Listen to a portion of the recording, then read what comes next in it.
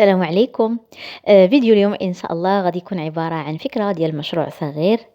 نقدروا أننا نحضروا تشيز كيك من المنزل. تشيز كيك اللي كيجي رائع بزاف لا طعما ولا مذاقا، وأيضا الشكل ديالو كيجي تحفة تحفة. نتمنى أنكم تتابعوا الفيديو للأخير.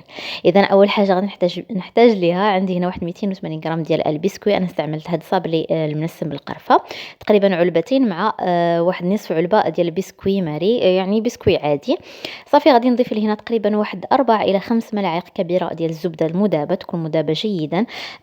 صافي وغادي نبدا هكا نحاول انني ندمج هاد المكونات مزيان مع بعضياتهم حتى تشرب ديك او داك البسكويت الزبده. عاد غادي نضيف ليه واحد 3 ملاعق كبيره ديال الحليب.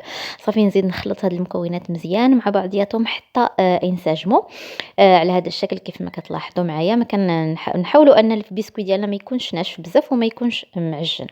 صافي هنا غادي نجيب هاد الكؤوس. أنا اختاريت ندير هاد الكؤوس. مهم كفكرة ديال المشروع كيف ما سبق وذكرت لكم في بداية الفيديو، بإمكانكم ديروا أيضا تشيز كيك يكون عائلي إلا بغيتوه، يعني الأطفال ديالكم.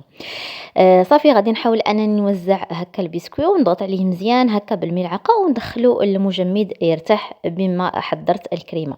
بالنسبة للكريمة عندي هنا واحد نصف لتر ديال الحليب مع 4 ملاعق كبيرة ديال السكر. بإمكانكم تزيدوا أو تنقصوا حسب الذوق ديالكم. المهم 4 كؤوس أو أقل كافية. عندي هنا 400 مليلتر ديال الكريمة السائلة. أنا اختاريت هاد النوعية، غادي نوريها لكم. هذه بإمكانكم ديروا أي نوعية كانت متوفرة عندكم. غادي نحتاج أيضا واحد 180 غرام ديال الجبن كريمي. المهم أي جبن متوفر عندكم، غير ما تكونش النسبة ديال الملوحة تكون زايدة فيه. راه كاينين بزاف ديال الانواع ديال هاد الاجبان كاينين في السوق. المهم انا نسيت ما وريت لكمش النوعيه اللي استعملت. صافي هنا غادي نضيف واحد 3 اظرفه ديال فلون ديال الكواخاضه. غتلقاوها عند الناس اللي كيبيعوا لوازم الحلويات. المهم انا غادي نوريكم لومبالاج ديالو كيفاش كتجي العلبه ديالو، كتجي على هذا الشكل، كيكون فيها 4 ديال الاظرفه. صافي هادو هما المكونات اللي احتاجيت في الكريمه ديالي. غادي ندمج مزيان هاد العناصر مزيان مزيان مع بعضياتهم على البارد حتى نتاكد انه انسجموا.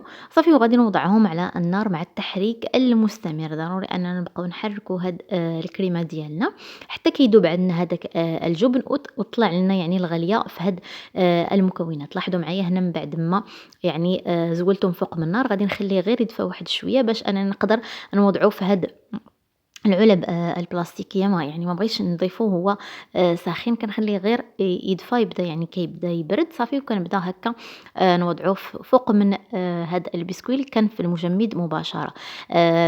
يعني الا كنتو واضعين او دايرين هاد التشيز كيك ديالكم في المول، بامكانكم انكم تفرغوه مباشرة من بعد ما تزولوه من فوق من النار. صافي كنخليه حتى كيبرد فوق من سطح العمل. عاد كندخلوه للثلاجة واحد المدة ديال 4 ساعات حتى كيتماسك، كيرجع على هذا الشكل كيف ما لاحظتوا معايا. صافي هنا غادي نزينو بالبديل ديال زبدة اللوتوس اللي حضرته غير في المنزل. ان شاء الله من بعد غادي نشارك معكم الطريقة، فهي جد اقتصادية وسهلة بزاف. صافي هنا كنوضع كيف ما لاحظتوا معايا طبقة خفيفة ديال هاد الكريمة أو هاد الزبدة على هذا الشكل. نحاول أن نوزعها فوق من هذاك أو هذاك الكريمة كاملة كيف ما لاحظتوا معايا. المهم ديروا حسب نتوما كيفاش كتبغيو. هي من بعد راه كتشد في راسها. أنا هنا دفيتها من بعد فاش كتدخل للثلاجة هاد أو كيدخل للثلاجة هاد تشيز كيك، من بعد كتزيد تشد في راسها. صافي كنكمل كاع الكمية اللي عندي هنا. أو غادي نزينو بهاد البديل أيضا ديال البسكوي ديال اللوتوس. أنا غادي نوريكم اللومبالاج ديالو. ما عرف صراحة واش يكون يعني تابع لشركة من شركات ديال المقاطعة. المهم اللي عندها شي معلومات تفيدني. المهم كنزين على هذا الشكل كيف ما كتلاحظوا. صافي وكندخلو للثلاجة يزيد يبرد مزيان ويتماسك.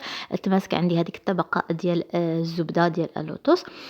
صافي وكنقدمو بالصحة والراحة. كيجي غزال بزاف، عنده واحد الطعم خيالي كريمي كريمي. ان شاء الله تجربوه وتعرفوا علاش كنهضر. بالنسبة للناس اللي بغاو يعني يعتمدوه كمشروع، بالنسبة للثمن ديال البيع ديالو تقريبا من بين 12 ل15 درهم. نتمنى انكم تجربوه ان شاء الله وتردوا عليا في التعليق، وما نكونش طولت عليكم الفيديو ديال اليوم، وبالصحة والراحة.